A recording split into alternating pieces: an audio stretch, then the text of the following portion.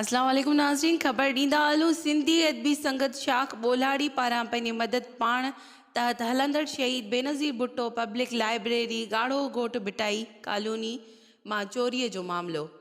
SHO खैर मोहम्मद मल्लाह सफ़ा, organiser Mohammad Suleman Abro, अमाद रियाज़, काज़ी बदर ऐं ॿियनि सां गॾु लाइब्रेरी लाइ किताब, बैटरी, पखा खणी पहुची वियो।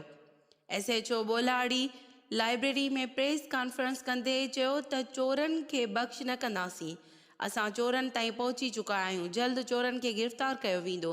जॾहिं त उन मौक़े ते नौजवान शाइर दीदार शाम, न्याज़ काबूरो, कारी वज़ीर मुजाहिदी ऐं ॿियनि चयो त लाइब्रेरी जी चोरी संगीन मसइलो आहे।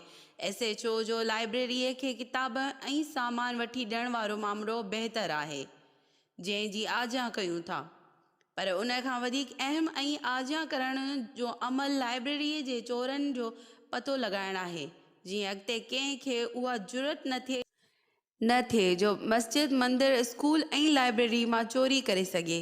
हिननि चयो त ॿोलाड़ी में बदअमनीअ जी बदसूरती ख़िलाफ़ जिदोजहद जारी रहंदी। रिपोर्ट इरफान अली मल्ला, अमल न्यूज़, कोटड़ी।